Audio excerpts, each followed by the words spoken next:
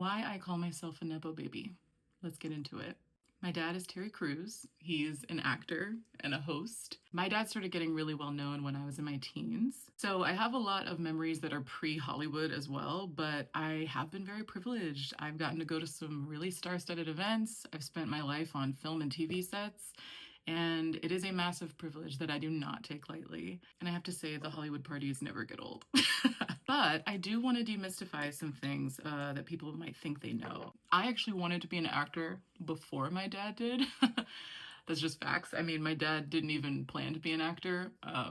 He just kind of fell into it and then worked really hard and built this incredible, successful career. He was in the right place at the right time with the right people who put him on, and now here he is. I've been training as an actor since I was a preteen. Singing, dancing, acting, all of it. I've done summer programs. I started my high school musicals, and then I ultimately auditioned and got into my dream school, NYU, and I got my BFA in musical theater from Tisch. Fun fact, while I was there, I actually had classes with fellow Nepo babies like Jack Quaid, who's awesome. When I graduated, I basically did the actor's life in New York. I sort of pounded the pavement. I auditioned. I worked every day job you can imagine. And it hasn't popped off for me in the way that I had hoped.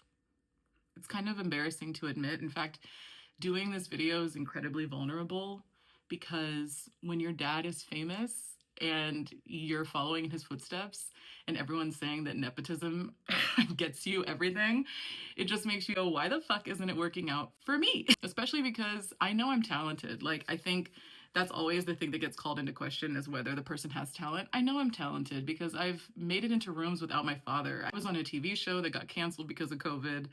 I was in a Broadway workshop with my dream collaborators and cast, and I was replaced right before the show went to Broadway. I was dropped by my agents right before the strikes in 2023. Like, I've had a lot of almost there moments, and, you know, like any actor, I've experienced a ton of setbacks and a ton of disappointment and rejection. And don't misunderstand me. This is not me saying that my life as a Nepo baby has been harder. You will never catch me saying that. That's not what I think.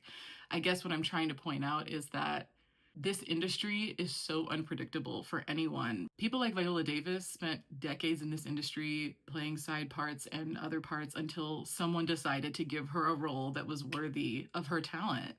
And that is the unfortunate truth about this industry. It is not fair. It's not just in any way. It's kind of random. My dad is actually a perfect example of that because he did not want to be an actor and he kind of fell into it through the people he knew. It's also about how marketable are you at the time that you're entering the industry. I've had agents tell me that they just had too many people on their roster that looked just like me. So it was just not going to work out for me that time. I've been a nanny. I've been a receptionist. I've sold candy. I've sold mattresses. I've been a real estate agent. I've been a copywriter. I've done every day job that you can imagine. And I know what you're probably thinking. Why not just call Terry up?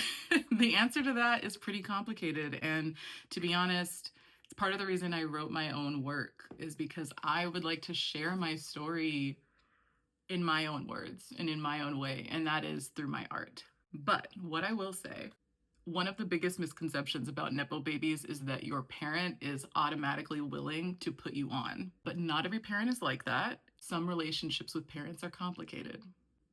The sort of catch-22 is that, like, when you do all the things that people say Nepo babies should do, like train and study and hustle and even change your name to distance yourself professionally so that you can forge your own path, you know, build connections on your own, build networks on your own, people still go, well, why didn't you just have your dad call? And when you do use his name and say, hey, I'm a Nepo baby, my dad's famous, people go, you're taking the easy way out. The reality is that I cannot escape who my father is, so I have decided to embrace it because, let's be honest, that's the only reason any of you are watching this video right now. The discourse around Nepo babies has become very convoluted, and you're never going to catch me on a podcast talking about how I had to prove myself more because my dad is famous. That is not true. Privilege is real. It's also not a guarantee.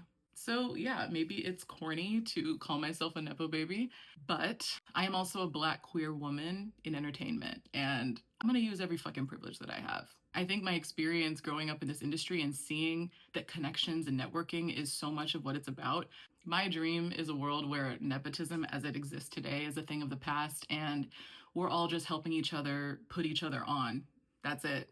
I am much more than Terry Crews's daughter. I'm a former Christian purity princess turned spiritual lesbian. I am a Black queer woman. I'm passionate about social justice. I'm passionate about my art. I'm a lover. I'm a sister. I'm a daughter. I'm a friend. I'm an artist. And I want to make the world a more inclusive, accessible, human centered place in the world of entertainment and beyond. I hope that you'll join me in that venture. Everything is marketing these days, so now that I have your attention, I hope you'll stick around to see what I do. And if not, that's fine. I'm sure the algorithm will send you something much spicier in 3, 2, 1.